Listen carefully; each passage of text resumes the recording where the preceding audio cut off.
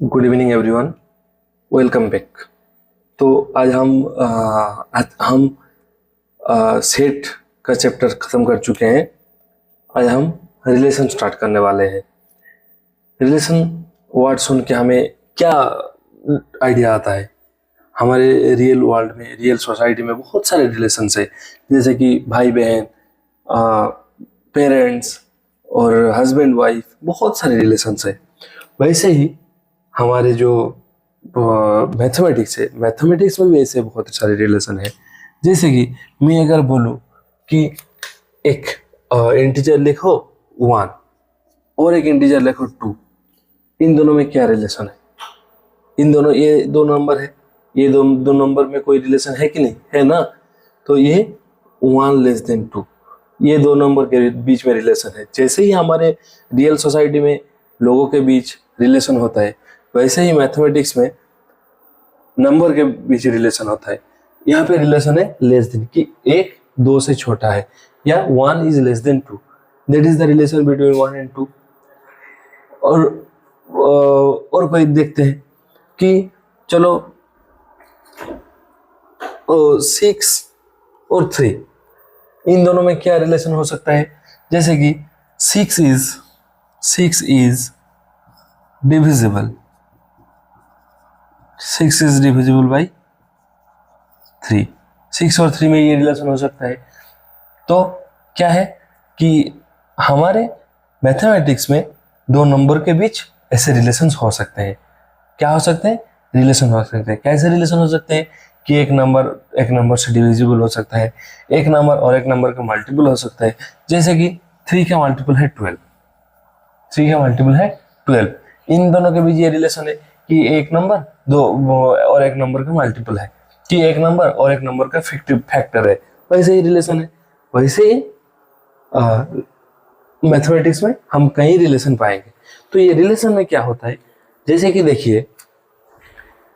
देखिए यहाँ पे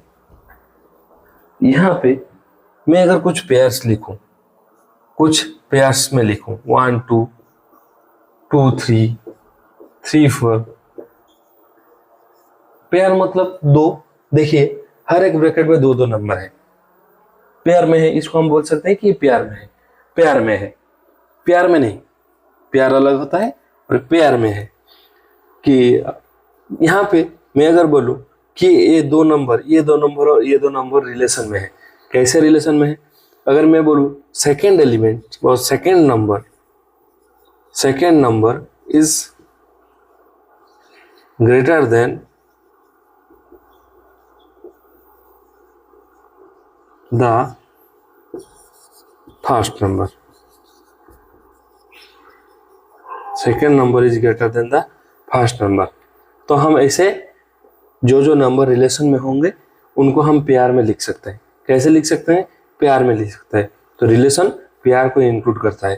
तो ये पेयर क्या होते हैं? अगर मैं ये बोल दूं कि second number is greater than the first number, ये मैं बोल दिया, ये जो स्टेटमेंट है ये तीनों पेयर के लिए ट्रू है कि नहीं है? अगर मैं यहाँ पे 2 1 लिख दूं, यहाँ पे 2 1 लिख दूं, क्या ये जो पेयर है ये स्टेटमेंट को होल्ड करेगा? क्या ये स्टेटमेंट इस पेयर के लिए सही होगा? क्या? नहीं होगा ना? नहीं होगा। तो मतलब ये गलत हो गया। हम इसको ऐसे उल्टा करके नहीं लिख सकते। क्यों नहीं लिख सकते?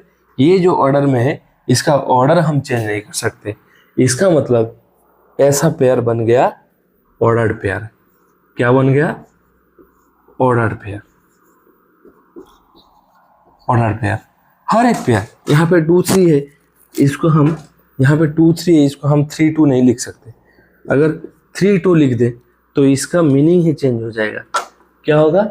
इसका मीनिंग ही चेंज हो जाएगा। तो इसको हम नहीं लिख सकते। ये हो जाएगा हमारा ऑर्डर्ड पेयर। क्या होगा? Ordered pair.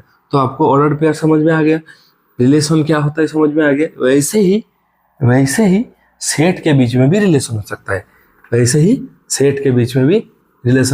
है। जैसे कि दो सेट ए और बी, ए बी का सबसेट हो सकता है, बी ए का सबसेट हो सकता है, ए बी ए का रिलेशन है। अगर हम ऐसे लिख दे कि ए बी एक पेयर है जहां ए बी का सबसेट है, मतलब इस पेयर में जो भी सेट लिखेंगे ऐसा करके वो पहला एलिमेंट दूसरा, पहला सेट दूसरा सेट का सबसेट होगा। ये भी एक रिलेशन है कि नहीं? ये भी एक रिलेशन है।